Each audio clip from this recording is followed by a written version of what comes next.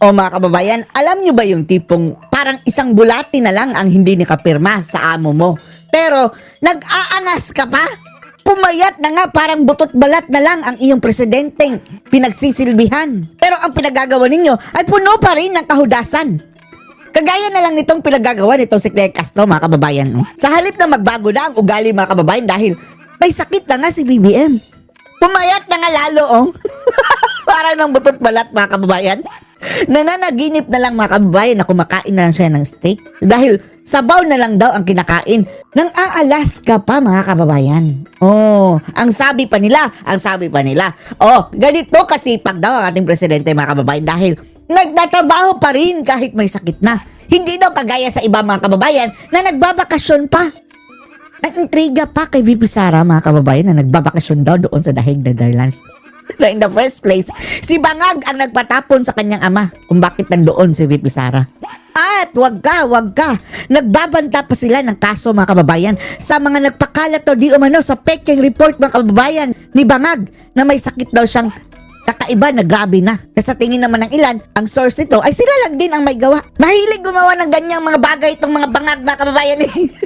Panoorin niyo po, ha? Ipinauubayan na ng Malacanang sa NBI ang paghabol sa mga nagpapakalat ng sinasabing fake medical report. Puro na lang, ipaubaya sa NBI, matagal na yan eh. Puro panakot, mga kababayan, wala namang nahuhuli.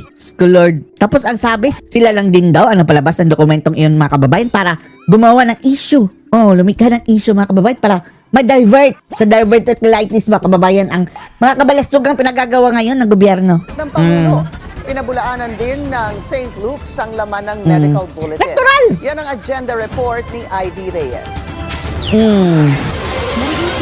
Patibong yun eh. Patibong yun.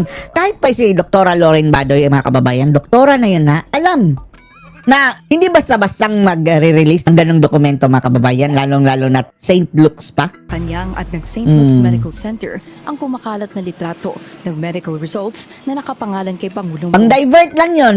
Gaya ng diverticulitis ni Bangag. Marcos. Ngayon, optimistic ang palasyo Optimistic ang animal visit, panagot ang nagpakalat ng umano'y maling medical bulletin na ito. Si Jason San na naman. Ang kanilang mga kababayan, tatargetin yan. Ito dahil hindi na po biro ang biruin ang kondisyon, kalusugan. Kayo ang nagbibiro dyan sa Palasyong Malacanang, ginagawa niyong biro. Ito sitwasyon ni Bangag. Dapat kasi, mga kababayan, doktor ang nag-aanunsyo tungkol sa kalagayan ni BBM. Hindi itong mga walang kwentang, walang kaalam-alam, mga kababayan, sa medisina. Ng Pangulo. Kaya po ang NBI, alam po natin na mabilis umaksyon ng NBI. Mabilis umaksyon pagdating sa mga kababayan, mga kritiko. Pero pagdating sa mga kurakot, huwag ka nang umasa. Ito ang kanilang expertise, mga kababayan. Basta kritiko ng mga ng presidente, grabe, ang bilis umaksyon. Aksyon. Tapos etong mga kurakot sa bayan, wala. Para maimbestigahan kung sino po ang nasa likod dito. Imbestigahan! Sinasabing fake Kasuhan medical na! report, may severe diverticulitis at may indikasyon umano ng clinical deterioration ang kalagayan ng Pangulo. Pero physically, mayroon talagang deterioration, mga kababayan, sa itsura ni BBM.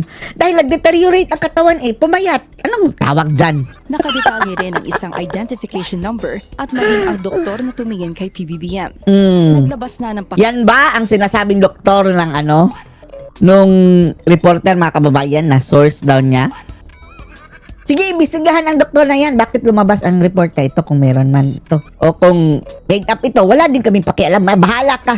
Bahala ka, Bangag. Hayag ang St. Luke's at sinabing fake at falsified ang report dahil anumang medical information na hindi dumaan sa kanilang official channels, itinuturing na dinoktor.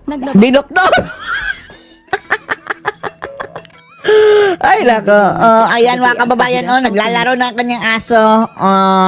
Communications Office kung saan nagbahagi ang Pangulo ng detalye ng kanyang recovery process.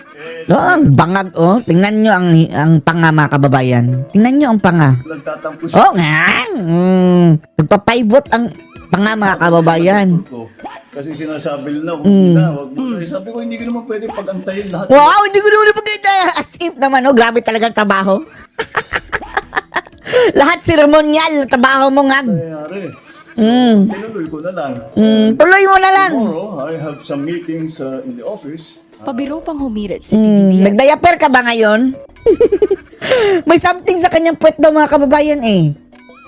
At sinabing nagkikrave na siya ng solid food Oh, nag-crave na siya. dahil ilang araw na siyang sabaw lang ang pwedeng kainin. Yun daw mga kababayan, kinakain na lang ni BBM ang sabaw. Oh, tapos hinihigop ang kanin. Sige, kainin mo sabaw nga. Namayot talaga ako. Oh, wow. Namayat ka o tsaka ano pa, nangiwi. Ako sir, hindi. Kasi galing ako sa... Hey, shut up, walang nagtatanong sa'yo. Chucky. Tingnan yung, parang haliparot mga kababayan, ano? Parang yak. Ew. May something ba sa inyo, mga letche kayo? Bagay sila mga kababayan, parang mga something na tama din. Namayot ako dahil nga puro sabaw for 3 days. Oh. Idiretso mo na. Gawin mo lang 1 taon, sabaw lang. For 3 days. Pero sa Oh. Kaya na nga, nanaginip na nga ako ng steak. Ayan. Baka hain na naman mga kababayan na naginip na kumakain daw siya ng steak. Hindi ka naginip na kumakain ka ng putlong. Oh, yung ano, mga longganisang mga matataba. Na masyadong malaki, mga tubig. Paborito mo daw yun, sabi ni DJs. Nabanggit din niya na hindi idinaan sa kanya ni Majority Ayan na, oh, si Floor Leader ano, Sandro mga kababayan. Marcos ang Si desisyon na Chariz. makahilot sa impeachment proceedings Si Pegka. na nakaharap niya. Pero ikinalugod ito ng Pangulo dahil hindi raw Ay, magandang nako. tingnan Oh, tingnan nyo, ang payat na mga kababayan, oh. Mas payat pa siya kaysa kay Sandro. kung makikialam pa sa proseso ang presidential son. Eto si Sandro Marcos mga kababayan, no? Talagang hindi mo maaaninag mga kababayan ang itsura ni BBM sa kanya. Si Lisa andyan mga kababayan ang itsura, pero yung features si BBM, parang saan dyan? Kamukha niya, bangag mga kababayan. Wala ulit ngayong araw sa kanyang scheduled engagements wala ng ulit. BBM sa pagdiriwang ng Philippine National Police Day. Absent Kaya ulit. natanong ang Malacanang kung maayos na ang Pangulo, bakit patuloy pa rin ang pag-absent nito? Absinot. Lahat po ng ginagawa ng Pangulo ngayon, Buisit. engagement. Ito talagang buisit na to mga kababayan, no? Kailan ito mawawala sa ating paningin mga kababayan? 2 taon pa. Oh, apparently paborito ng mga bangag mga kababayan. Activities. Hindi po biro ngayon. Tatlo Hindi mo biro events yun. po ang Oh, pupuntahan wala ng kaming Pangulo. pake. Wala kaming pake din. Na ipapakita ang Pangulo na hindi siya nagpapatuloy magpatrabaho. Sagot Hoy, dati-rati pa, wala yung trabaho. Puro lang yan, mga kababayan, picture. ng Malacanang sa mga naghahanap sa Pangulo, Oh. patuloy pa rin daw ang pagtatrabaho Oh, patuloy ang nagtatrabaho. Ito na sinasabi natin mga kababayan na intriga pa. nito. Hindi raw gaya ng iba na puro bakasyon lang ang inaatupag. Si Bibi Sara na yan, mga kababayan, pinapatamaan nila. Hindi na yan bago eh. Oh, hindi na gaya ng iba na puro bakasyon ang inaatupag. Diyos ko, Lord.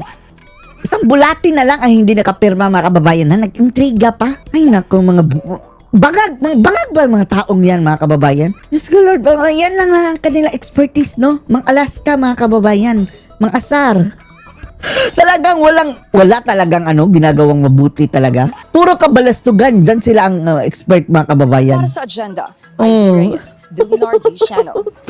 Ay nako, mga bangag. Habol na rin ng PNP ang mga nasa likod ng fake medical bulletin ni PBBM. Sige, habulin nyo yan. Kasado na raw ang kanilang Mabuti pa yan, no? Mauna pa yan makukulong mga kababayan kaysa sa mga kurakot. anti-cybercrime group para matrace ang pinagbilan Sige, tracing ng nyo. inventong dokumento. Nakikipag-ugnayan din sila sa iba pang ahensya para mapanagot ang may sala. Oh, basta ganyan mga kababayan, ang bilis sila. Basta nang bash kay Ngagba, ang bilis nilang umaksyon. Pero talagang kung yan, krimen o something nakikinabang ang sambayan ng Pilipino, wala. Aabutan ka na 19 kupong-kupong mga kababayan, hindi pa yan mauumpisahan. Sa kabila ng mga hirit na palitan na ang defense team ni FPRRD, nanindigan ang kampo nito Oh, sila na Kaufman. walang magaganap na si Bakan. Narito ang agenda report. Yan ang sabi ni Tatay Digong daw kanina na walang si Bakang magaganap pero na mayroon mag-change mga kababayan ng strategy. Ewan na natin kung anong strategy. Magdadagdag ba ng bago pero hindi pa rin papalitan yung mga defense? O meron silang mga tactics sa bago mga kababayan. Pero ang sabi ni BP Sara, wag na daw tayong umasa dyan sa ICC dahil bias nga talaga. Joan Manalo. Bias! ng Defense defense team na magaganap sa kaso ni former President Rodrigo Duterte sa ICC. Kinumpirma ito mismo ni Vice President Sara Duterte na kasalukuyang nasa The Hague para bisitahin ang ama. Sa isang panayam, sinabi ng bise na ibinalita niya kay FPRRD ang mga ikinababahala ng kanyang mga taga-suporta. Isa na nga rito ang pagkadismaya nila sa kung paano hinahawakan ng defense team ang kanyang kaso. Sabi ni Alvin, detractors agad. Maging sa ating hanay mga kababayan, kaka-observe na parang malamya itong mga hakbang ng depensa. Wala man lang na ipalusot mga kababayan ni isa. Tinanong ko si dating Pangulong Rodrigo Duterte. Sabi ko, exactly kung ano yung tanong ninyo, gusto mo ba palitan at hindi ka pa satisfied? Sabi niya, hindi palitan. Pero meron siyang mga instructions na Pero may siyang ibinigay gagawin mga kababayan. sa May mga instructions. hindi ko na sabihin kung ano yung mga instructions dahil ano naman na yun.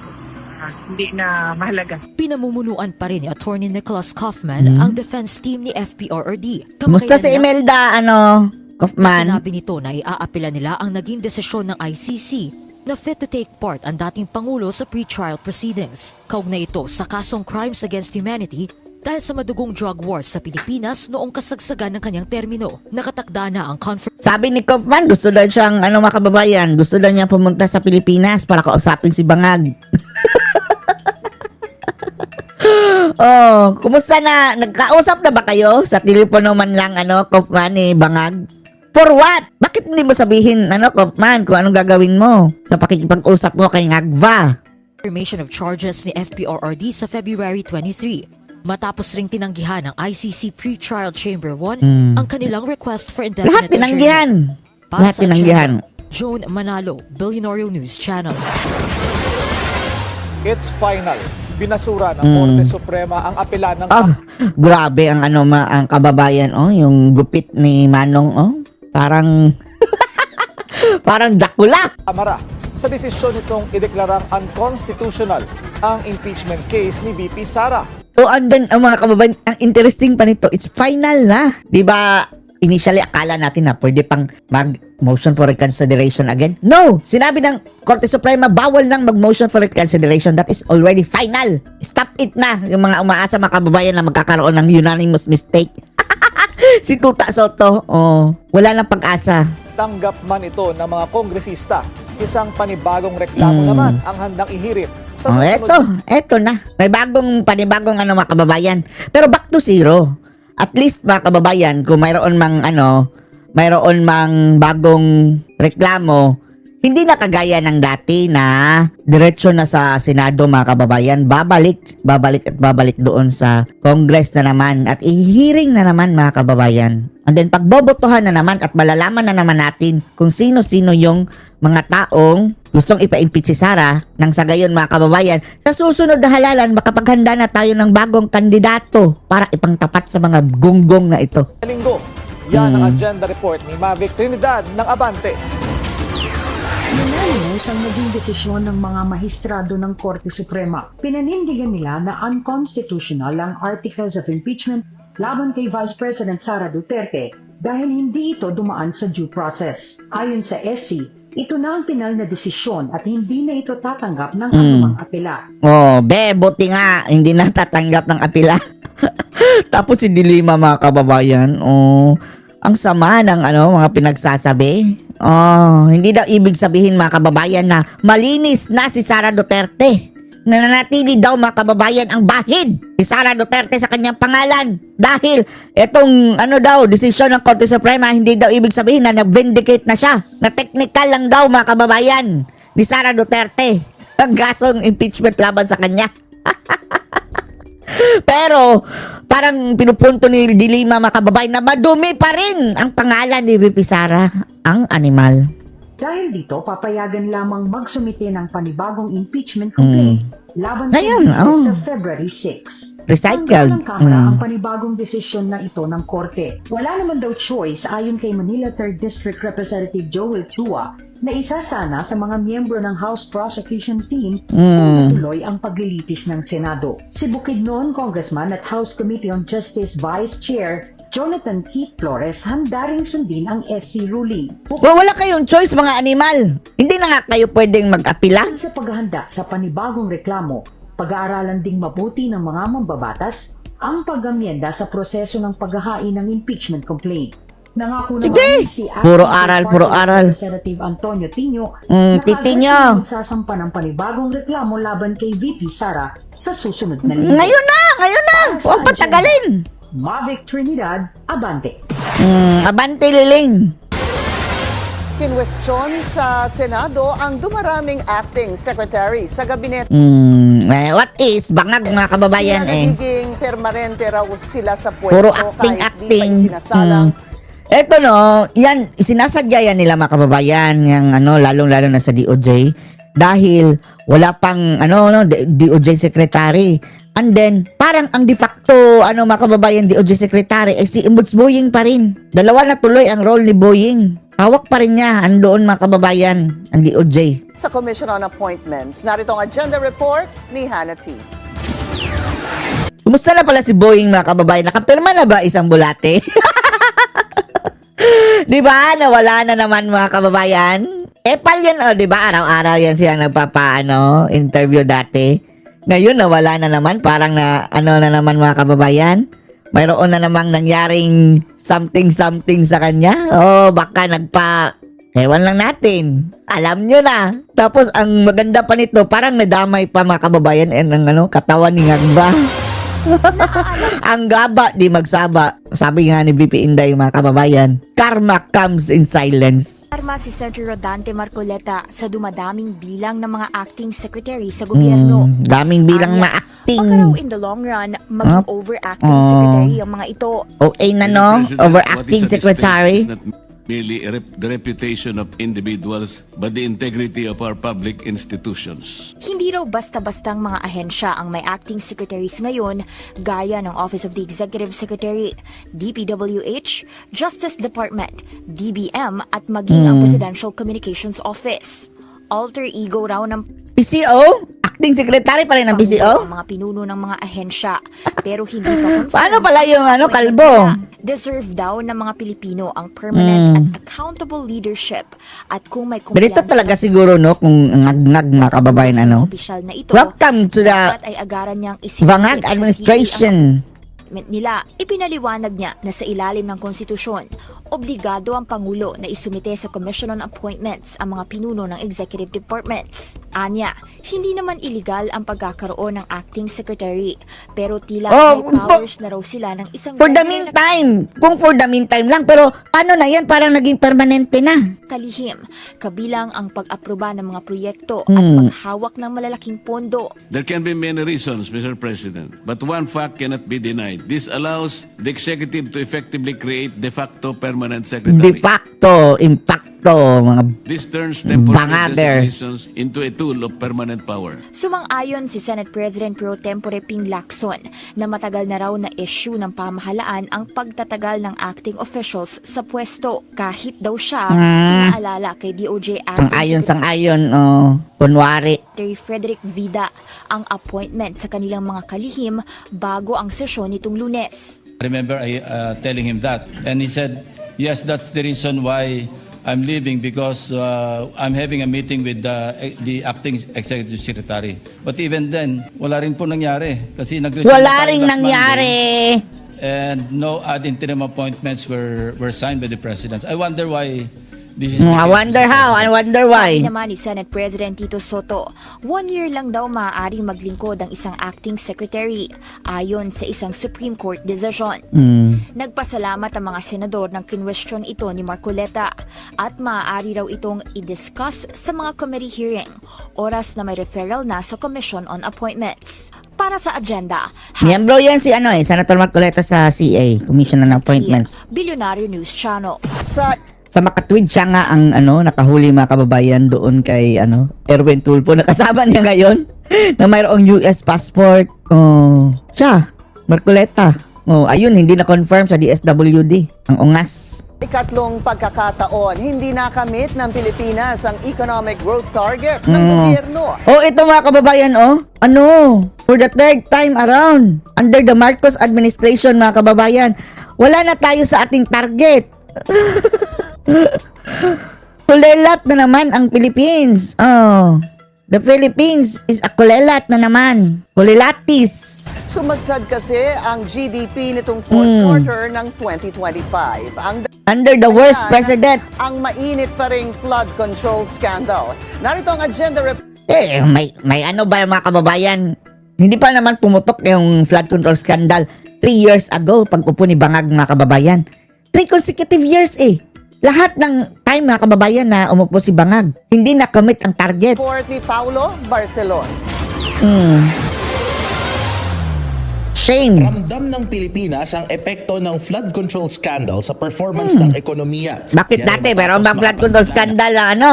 Pag upo ni Bibero, wala pa man. Wala talaga, mahina talagang nilalang mga kababayan. Mahina, weak. 4.4% economic growth ang Pilipinas. Mas mababa ng 1.3% kumpara nung 2024. Oh, grabe. Yang 1% mga kababayan, sobrang laki na yan, ha? Sobrang laki na yan. Dahil buong Pilipinas ang pinag-uusapan Ito na ang ikatlong sunod na taong hindi na naman na-meet ng Pilipinas ang Third economic time. targets nito. Target ng gobyerno Wow, na grand slam na. ang 5 to 6% ngayong taon at 5.5 to 6.5% naman pagdating ng 2027. Umabot sa ganito kababa ang ekonomiya Kababa. dahil sa bagsak na GDP sa fourth quarter ng 2025 na umabot lamang sa 3%. Bagay na ikinagulat ng gobyerno at Nagulat ka pa. Napakakurakot nyo. Nagulat pa kayo. Diyos ko Lord. ng mga ekonomista. Huling nakapagtala ng 3% GDP ang bansa noon pang 2011. Dahil dito, pinamamadali na ni Economy Planning and Development Chief Arsenio Balisacan sa Kongreso ang pagpasa ng ilang batas para agad na mapakalma ang negatibong consumer at investor. Anong batas na ipapasa? Hindi na sige, payag kami. Ipasa ang isang batas lang. Ibitay ang mga nangungurakot sa gobyerno ora mismo. Unahin ito ngayon. Ipasa nyo yan para maubos ang kurakot mga kababayan at gaganda na ang Pilipinas. Sentiment bunsod ng flood control scandal. These include the newly enacted New Government Procurement Act, the proposed Anti-Dynasty Bill, and amendments to the Party List System Reform Act, the Bank Deposit Secrecy Law, and the Anti-Money Laundering Act. Anti-Money. Dagdag ni Balisacan, hindi na dapat maulit ang mga ghost at substandard na proyekto sa muling paggastos ng pamahalaan sa infrastructure projects. Puro mga kababayan. Wag na maulit. Pero andyan pa rin si BBM. Hindi yan mawawala kung andyan pa rin yung nagbang yan. Yung tuburan ng korupsyon. Accelerating the completion of public work. Eto ang mga Marcos ba kababayan, parang sila ang nag-invento ng korupsyon sa Pilipinas, no? Tatak Marcos talaga. Basta brand ng Marcos ba kababayan, korupsyon. While enforcing stricter anti-corruption safeguards. At the same time, we are pursuing long-term and high-impact reforms in infrastructure development planning, guided by comprehensive science and technology-based master plans. Sa exclusive interview ng Business 360, Ang punyeta mga kababayan, si Hunty Virus. Bakit yan? Darling of the press talaga, mga kababayan, Laging ini-interview sa mga kababayan, sa media. Kaya nasabihan ni Guanzon mga kababayan, 'di ba? Ito papansin daw, hipokrito mga kababayan, paepal. Yung nagpapansin na may dala-dala Santo Niño, ang sabi ni Guanzon, buti hindi ka nasapak ng Santo Niño. Binibit-bit daw nitong Hunty Virus na ito. ng Billionario News Channel, sinabi ni Senator Risa Ontiveros na laki ng bunganga. Silbing babala sa pamahalaan. Babala! Sawa ni Babalo. Ito, medyo mababa din ito mga kababayan. Ito ang kahihinatnan ng ekonomiya kapag Mababa. hindi tuluyang pagkat ng katotohanan sa kalkalan ng katiwalian. As if naman walang flood control din, Diyos ko Lord. At wala na din bahid ng corruption. Hello, PhilHealth. Kumusta na pa yung PhilHealth issue mo? Sinasabi ng mga figures na yan sa atin, Ms. Mikey. Kumusta na pala yung insertion mo na 3 billion, mga flood control mo? Corruption is really a millstone around the neck, not just of government, but of the economy. Kitang-kita natin yung epektong iyan ng mga perang binulsa at Ito kung imbisigahan ito si mga kababayan, no? Dapat imbisigahan din ito kasali ba? Sina Hontiveros mga kababayan dahil mayroon ding mga insertion, akalain nyo? Insertion pa more virus. Inaayang Ayon naman kay RCBC Chief Economist Michael Ricafort, dapat bumawi ang gobyerno sa paggastos nito dahil sa laki ng inihintong infra spending mula third quarter ng 2025. Dagdag ni Ricafort, lalong mas dapat seryosohin na ng pamahalaan ang anti-corruption measures para maengganyo ang mga namumuhunan Hanggat andyan si Bangag. na muling mag-invest sa Guni-guni bansa. lang yan pinagsasabi niyong Kasama ng anti-corruption. gobyerno na magiging rally point ang ASEAN chairmanship ng bansa ngayong 2026 para muling mabuhay ang ekonomiya. Lalo't malaki Uy, ipahiyan nyo nga. Ipahiyan nyo sa buong mundo dahil may ASEAN pala dito mga kababayan. Ilabas natin ating disappointment dito sa gobyernong Bangag mga kababayan sa panahon ng ASEAN. King oportunidad daw ang pagpasok ng mga investor at bisita. Andito lahat ng yan mga world leaders mga kababayan. Buking muling mapasigla ang economic numbers ng Pilipinas. Para sa agenda, Payag tayo ng Paolo ating Barcelon, disgust Pilinaria News Channel. dito sa mga kurakot na ito. Tanggap daw ni PBBM ang epekto ng flood control investigation sa pagbagal ng Ay, Diyos ko Lord. Tanggap ko. As if naman hindi ikaw ang niyan. Punot dulo niyan, Bangag. Press Officer Yusek Claire Tanggap mo dahil ikaw may gawa. nakausap na ng Pangulo. Tingnan nyo itsura mga kababayan, Sino pang naniniwala sa taong yan? DepEd Lord, Secretary sino Arsenio pa? Bagsakan tungkol dito. Bagamat aminadong masasapol ng ekonomiya. Kaya ang hinirap siya masasabi ng natin, dalawang isip ang mga naniniwala dito kay Marcos mga kababayan, gunggong na lang talaga. na panagutin ang Gunggong na lang. korupsyon. Kung hindi daw kasi kikilos ngayon, kailan pa? Sa ngayon, tiniyak ng Hindi gigilos yun kailan pa. Diyos ko lang. na ginagawa Salita nila pa ang mga hudas. para makabawi at mapahusay ang pamumuhunan Manda sa ka, Pilipinas. Bangag. Pagbaba mo sa pesto, kulong kang... Kung buhay pa yan, mga kababayan, ha? Sana umabot nga sa 1,000 taon yan, mga kababayan, dahil reklusyon perpetua ang ipapataw dyan. Gusto natin pagdusahan niya, mga kababayan, itong ginawa niya sa bayan.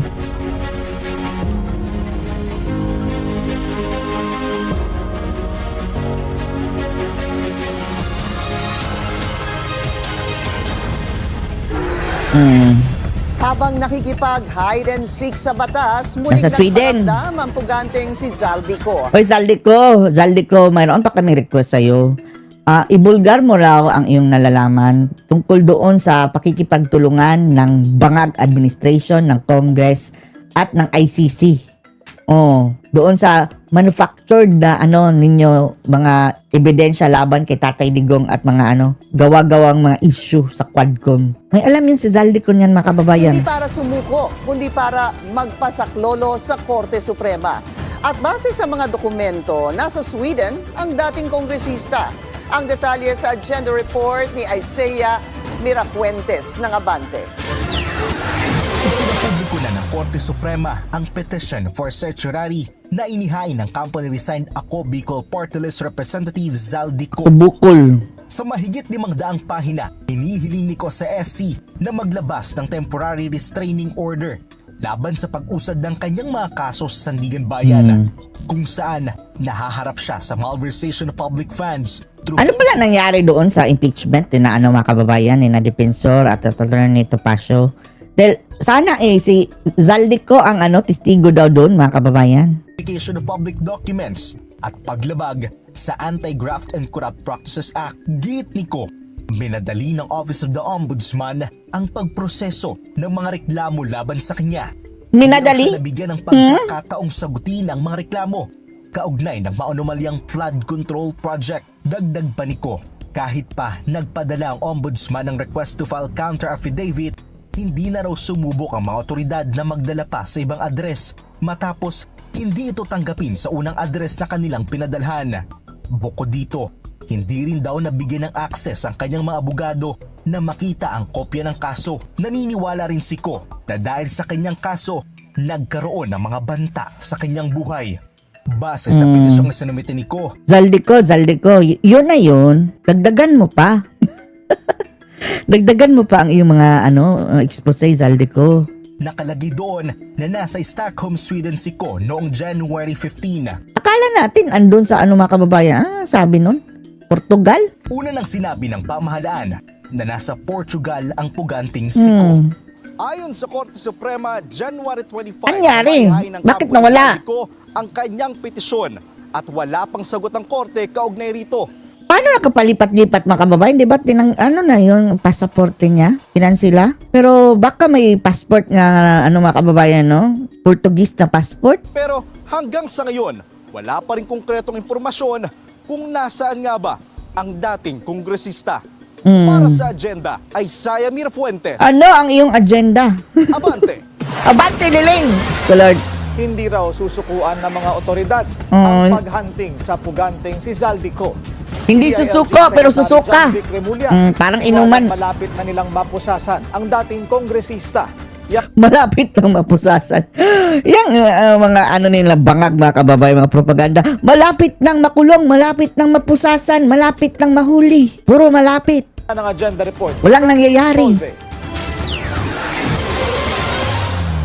Tuloy ang pagtugis kay resigned Congressman Zaldico. Makikipag-ugnayan ang Pilipinas sa Sweden para sa posibleng lokasyon ng dating mambabatas na may warrant of arrest dahil sa flood control scandal. Una nang naiulat na nasa Stockholm, Sweden si Ko nitong January 15 base sa mga dokumentong inihain nito sa Korte Suprema. Baka baka niloko lang kayo ni Zaldico pinasakay lang kayo. Secretary John Vic Remulla na nasa Portugal pa rin si Ko pero maluwag raw ang pag-iikot sa Europe.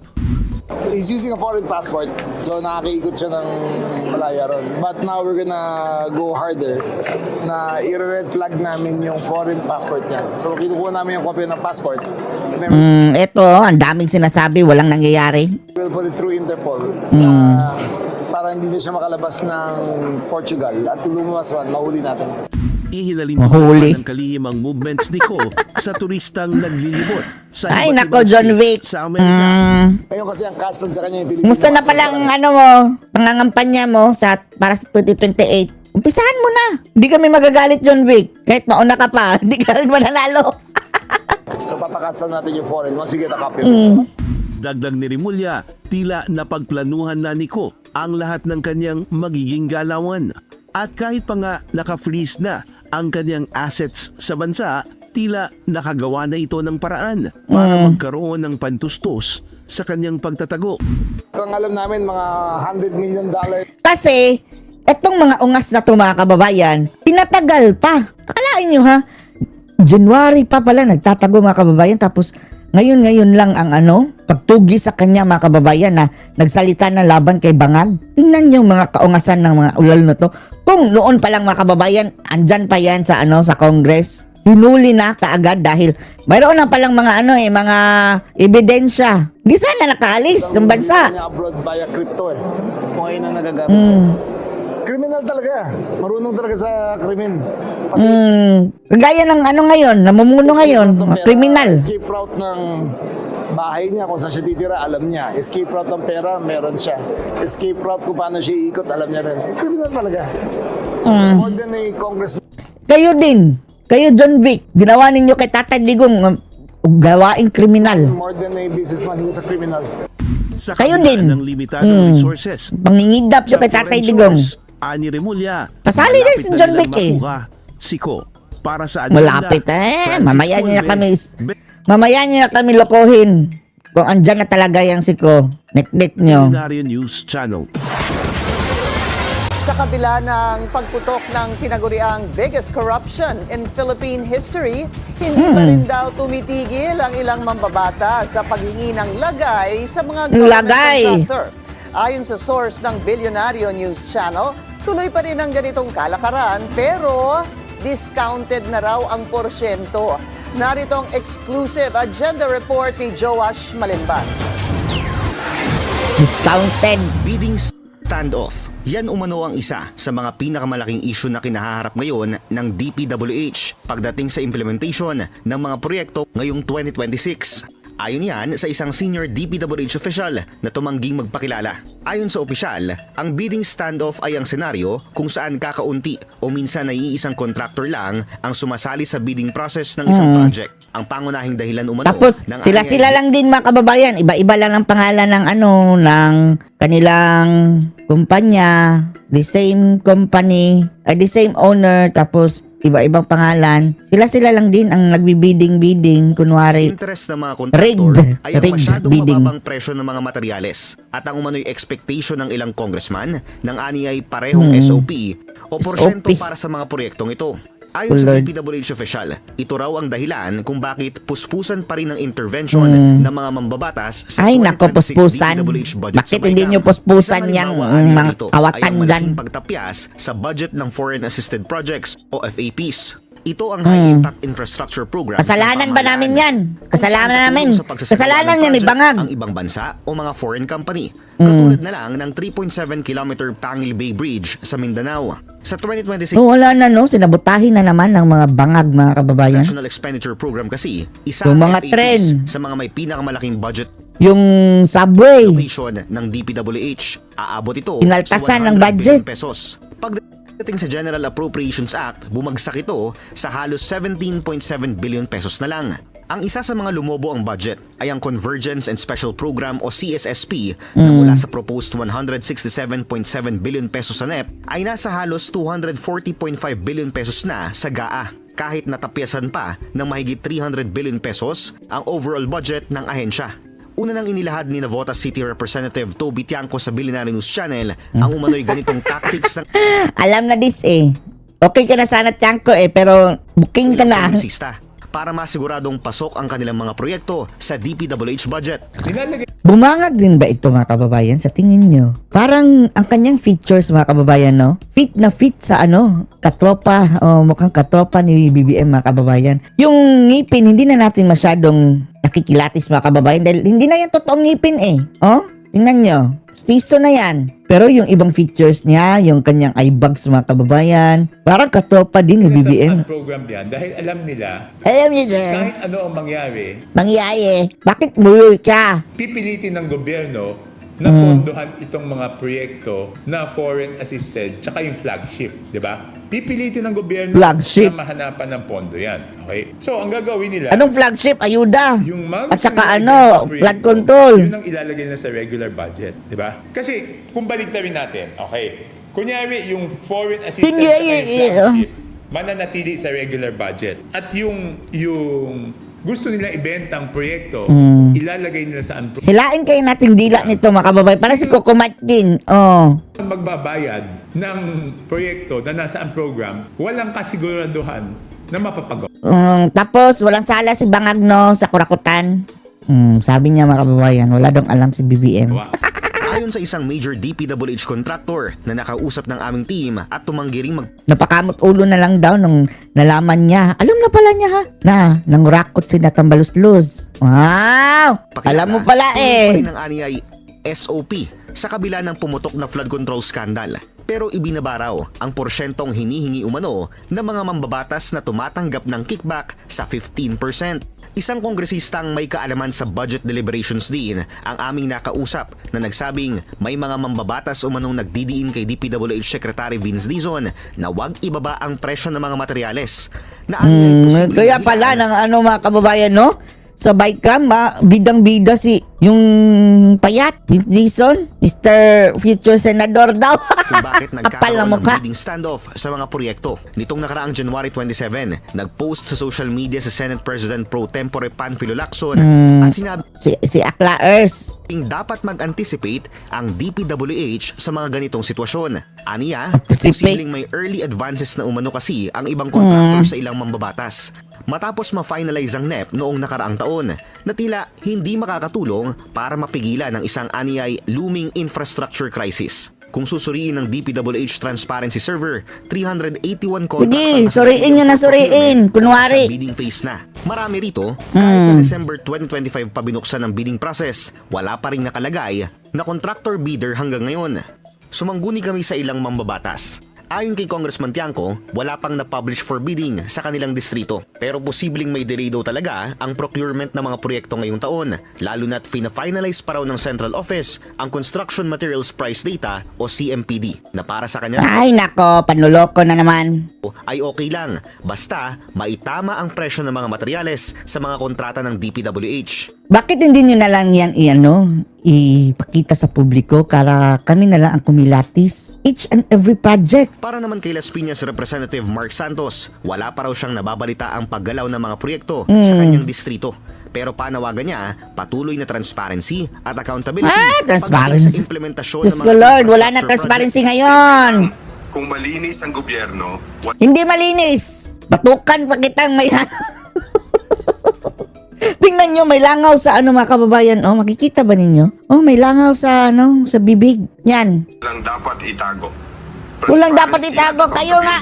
Diyos ko Lord. Pinaka-epektibong panlaban sa graft at corruption.